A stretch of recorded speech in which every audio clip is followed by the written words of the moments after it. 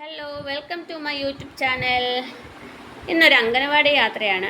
നമ്മൾ ആദ്യമായിട്ടാട്ടോ അല്ലൂനെയും കൊണ്ട് ഒറ്റയ്ക്ക് സ്കൂട്ടിയിൽ ഫ്രണ്ടിലിരുത്തി കൊണ്ടുപോകുന്നത് കേട്ടോ.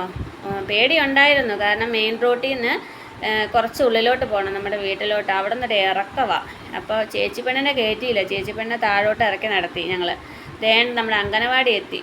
വീട്ടിൽ നിന്ന് കാണാം കേട്ടോ അംഗനവാടി, അത്രയും ദൂരമേ ഉള്ളൂ. അടുത്ത വർഷം അല്ലുവിന് 3 വയസ്സാകുമ്പം അംഗനവാടി കൊണ്ട് ചേർക്കണം. ഒരു വർഷം എന്താണേലും അംഗനവാടിയിൽ ഇരുത്തണം. അപ്പോൾ ഭയങ്കര സന്തോഷത്തിലാട്ടോ അല്ലു പോകുന്നത്.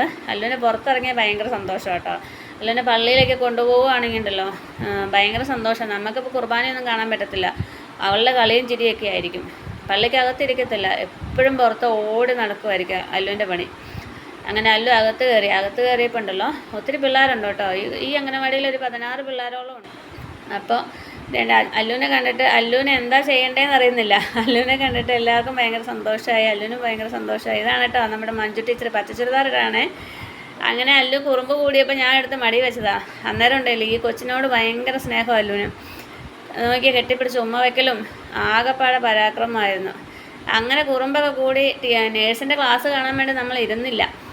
അപ്പോൾ ഇന്ന് നേഴ്സ് ഒരു ക്ലാസ്സിന് വേണ്ടിയിട്ടാണ് വന്നത്. ജന്മനായുള്ള അംഗവൈകല്യമൊക്കെ കണ്ടുപിടിക്കാനായിട്ട് ഒരു ക്ലാസ് എടുക്കാനാണ് വന്നത്.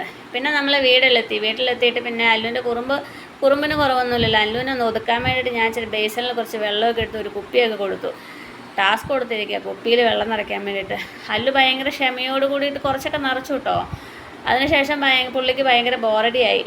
അങ്ങനെ പുള്ളി കളിയൊക്കെ അവസാനിപ്പിച്ച് വെള്ളത്തിൽ കളിയൊക്കെ കഴിഞ്ഞ് ഞങ്ങൾ ഉറങ്ങാൻ പോവുകയാണ്. പുള്ളി അപ്പോൾ ഓക്കെ, ടാറ്റാ, ബൈ ബൈ.